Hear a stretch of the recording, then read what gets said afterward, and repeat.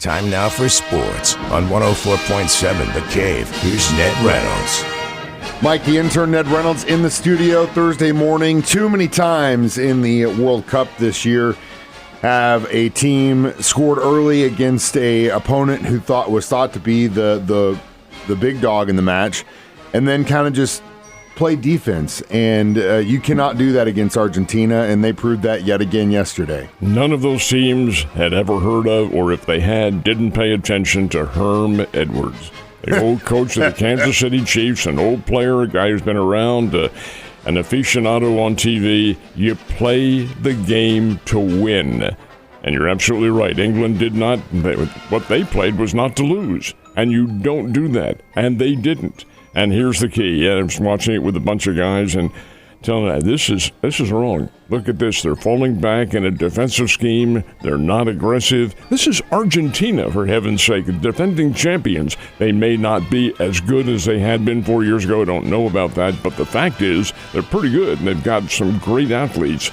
And time after time after time, the British goalie made some incredible stops. But it can't last forever. Nope. And it did not, and the champs made them pay. And then down the stretch in the final few minutes of the game, Argentina scores twice, wins the game, and they'll have a chance to defend their championship against a team that, this is going to be pretty good too. It'll be Argentina versus Spain, and that's very interesting. But the fact of the matter remains that Argentina won the game. They pulled it out of the bag I can't say only because, and I won't say that, but because England did not play aggressively down the stretch. You've got to, in any sport, you've got to beat your opponent. You can't do it by happenstance. No, and again, like I said, it's very, very interesting. I mean, Egypt, it happened in Egypt. There's multiple teams where it was like, whoa, what do we have here? What do we have here? And then all of a sudden you get bit, and then it's just once that happens, it's crazy because, 65, 70 minutes into that match, when that happens, everything just starts to fall apart. And it's World Cup's pretty crazy. Now, Spain, Argentina, Spain's only allowed one goal this entire World Cup. Who do you like in this matchup? It'll be nothing. Nil is what it'll be for 70 minutes the in. whole match, more than likely. A low-scoring match. They'll play it, of course, on Sunday at MetLife Stadium, home of the Giants and the Jets. But the fact of the matter remains that it'll be a very good defensive struggle. Now, keep in mind that there is another game. There is a third-place game, a bronze medal game, and it's coming up on Saturday. Well, that's between the two runners-up, England and France. Oh, my, England and France. Wouldn't Charles Dickens have loved this? He probably is, and that great writer's Valhalla. He's looking, England, a tale of two cities, tale of two countries here. England, France, and they play on Saturday at Hard Rock Stadium in Miami, where it'll probably be 100 degrees temperature and 99 humidity. That'll be a lot of fun. Anyway, there is a bronze medal game, and the winner of that one gets the bronze medal. And two of the most insane fan bases going for third place. Should be a lot of fun. And again, I've had a blast watching this World Cup this year. We mentioned in the future, 4 years from now, where are they going to hold this thing? In 3 locations, and I guess FIFA has decided that if you have several nations involved, that it's going to be a whole lot better. It was this year. USA, Canada, and Mexico were tri-hosts. Well, there will be tri-hosts again in 2030 when they have the World Cup again. The 3 countries are Spain, Morocco, and Portugal. The 3 countries will host whatever. I imagine Spain and Madrid specifically will probably get the key matchups. But nonetheless, it'll be a 3-nation circumstance. Now you say, well, doesn't that give the nation the home field advantage? A little bit, but keep in mind here that this year, none of the 3 nations are involved in the championship. They all got knocked out of it. So in terms of home field advantage, maybe not. But it will be in 2030, Spain, Morocco, and Portugal. British Open currently happening. They're a little bit ahead of us. Who's on the leaderboard? Well, interestingly enough, 3 under par is the optimum score right now, and one of the players who shot that is finished. I got to thinking, geez, if he's finished already, he must have teed off at 12:30 a.m. our time here. It something had to like have that. been. Was Thomas Detry. And folks say, who? Well, Thomas Detry has played on the PGA Tour. He's a British golfer, but he plays over here, I won't say regularly, but he is on occasion at a PGA event. He has a 3-under par, and he is done for the day. And then you have 8 other players who have 3-under par, and one of them is a guy named Scotty Scheffler.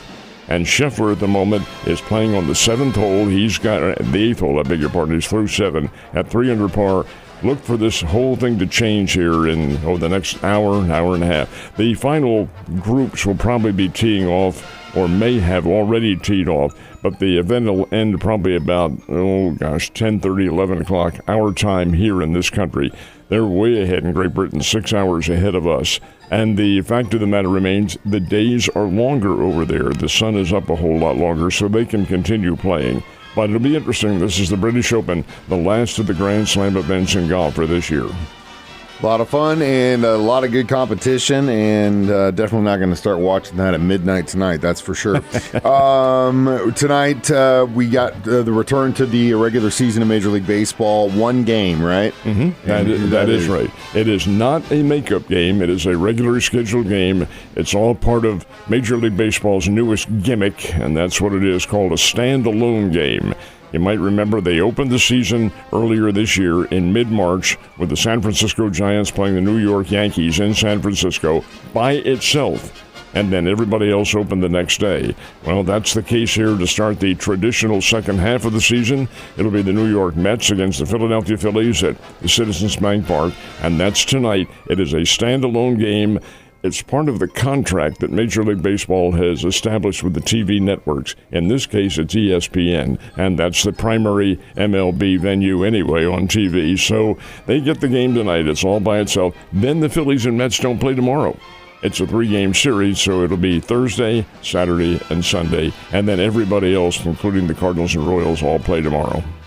Feels like the Hurricane just won the Stanley Cup, but the offseason for hockey is literally like a couple weeks, and just announced that they are going to be back to action, at least the Blues, that is, at home in October. Yeah, but they open up on the road in October is what they do. And interestingly enough, this is a longer season. Many of the teams are opening their season in late September. And why is this? Because there are 2 extra games on the schedule. Instead of 82, it is 84 games this year, newest thing in the National Hockey League contract. St. Louis opens up on the road at Dallas on October 2nd, and then in Chicago on October 6th, and then their home opener up in St. Louis at the Enterprise Center will be October 8th against the San Jose Sharks. And the ice, folks, it's coming on. And if I can throw in a plug now for 102.1, the one, that's where the Blues will be heard. Yes, sir. Right around the corner here at the station. Yeah, just down the hall. And, the only place you can hear the hockey, and it's great broadcast. And, yeah, it's crazy that we're 2 weeks away from training camp and then just a couple months away from the return of hockey. A lot going on, but plenty of baseball left, Ned, and I know that's the only thing that makes you happy. Well, it is my sport, yes. Have a great day, man. I'll see you tomorrow.